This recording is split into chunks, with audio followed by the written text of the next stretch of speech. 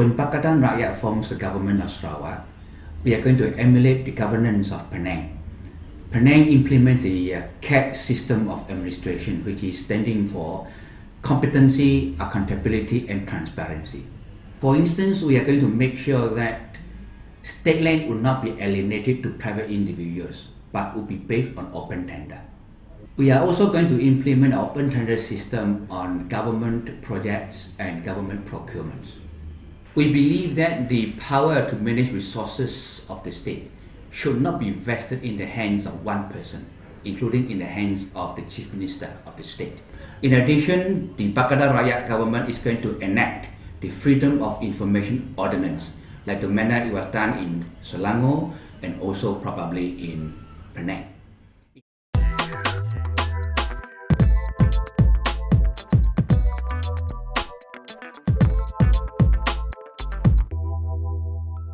The people of Sarawak had not had a fair share of the fruits of our own natural resources. Look at our timber. Licenses to log our timber have been given only to a handful of companies. When we Pakatan Rakyat become the government, we will ensure that timber licenses are openly tendered out and the money from the tender to go into our state coffer. Land is another issue. Tens and thousands of acres of land have been given to a few companies with a stroke of a pen. We will make sure that these land are tendered out and the money so received to go into our state treasury. Oil and gas. We will increase the oil royalty from 5% to 20%. When Pakatan Rakyat becomes a government, we pledge to you that there will be transparency and accountability in dealing with all the natural resources in Sarawak, so that the people of Sarawak will enjoy fully the fruit of our own natural resources.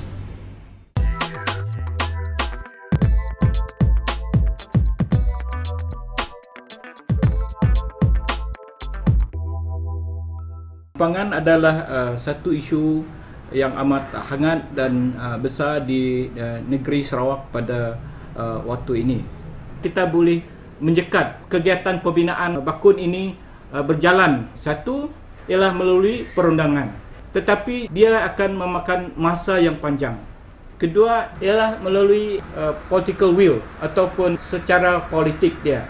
Ada satu alternatif dia adalah Parti Pakatan Rakyat. Kerana Parti Pakatan Rakyat sudah berjanji kalau mereka memerintah negeri Sarawak, mereka akan menghapuskan semua pembangunan empangan ini. Kerajaan Pakatan sudah berunding dengan orang asli dan mengembalikan tanah yang mereka sudah bertahun-tahun sudah dibawa kepada mahkamah.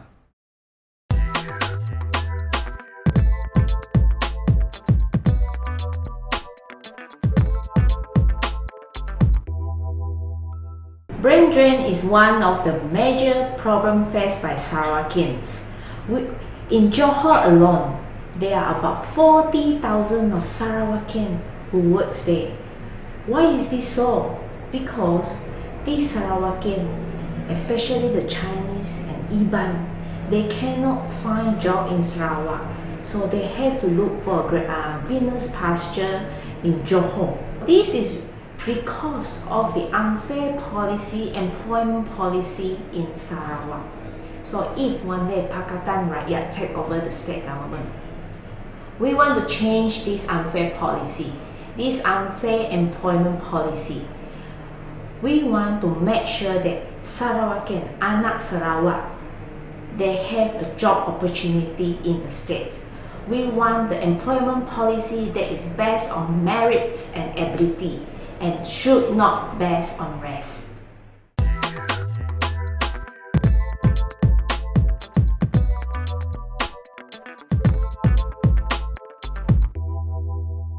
In Inflation may be a phenomenon of market forces, but in Malaysia, it has been aggravated by government policies such as increasing prices of oil, reducing the subsidy for essential goods, but did not reduce corruption on the other hand.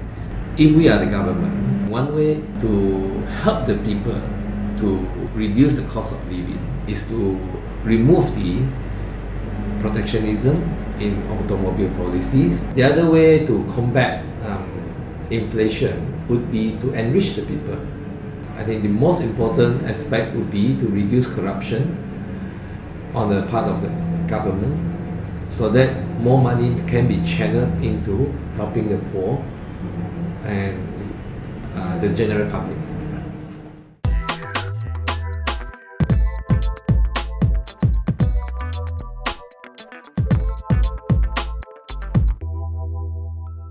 Sekiranya Pakatan Rakyat menjadi pemerintah di Sarawak, kita ada satu dasar mengembalikan tanah, hutan, dan sungai kepada rakyat Sarawak. Kita akan menubuhkan satu Pesuruhanjaya. Pesuruhanjaya ini akan diberi kuasa, satu untuk menyiasat tuntutan atas hak atas tanah, kedua mereka akan diberi kuasa untuk memberi title atau grant, balah tanah kepada sesiapa yang harus diberikan. Ketiga itu kita boleh menggazetkan kawasan kampung yang kita perlu diisytiharkan untuk kegunaan orang kampung.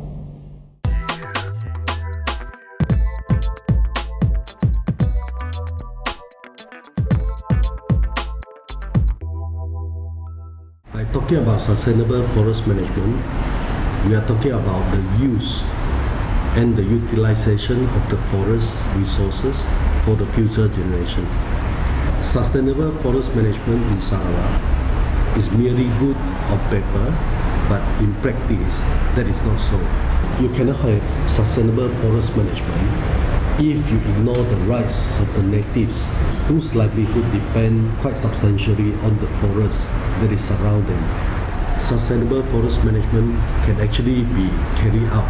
If it comes to power, we have to actually have a full documentation of all the species that we have in whatever forest that we still have. You need a strong political will. The system has to be transparent. It has to be accountable.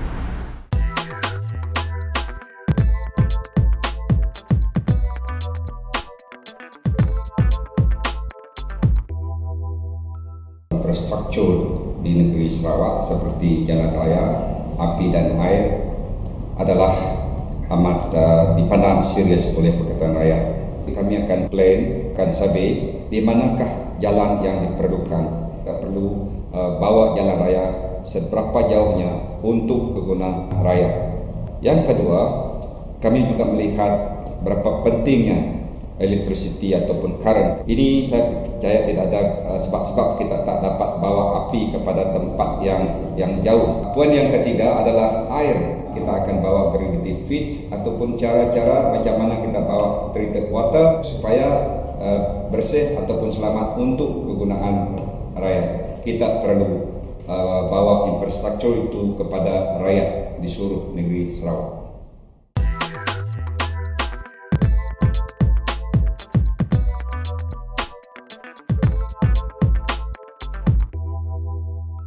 Masyarakat di luar bandar telah amat ketinggalan daripada mengikuti arus pembangunan di segi pendidikan. Kami dalam Pakatan Rakyat berazam untuk membasmikan segala tekanan ini untuk membantutkan anak kita terus ke universiti.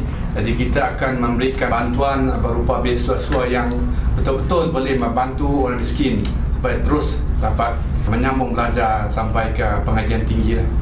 Kita akui memang ada klinik-klinik, tapi klinik-klinik kadang-kadang kita nak ambil ubat, tak ada ubat pun.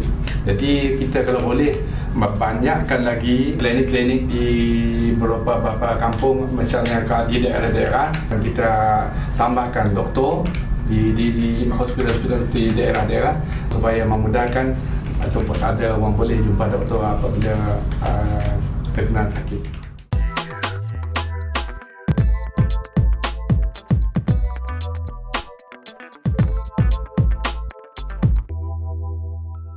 Isu otonomi bagi Sarawak penting sekali kerana ia akan memberi peluang kepada Sarawak berkembang dan membangun selaras dengan kehendak negeri itu dan keperluan negeri Sarawak.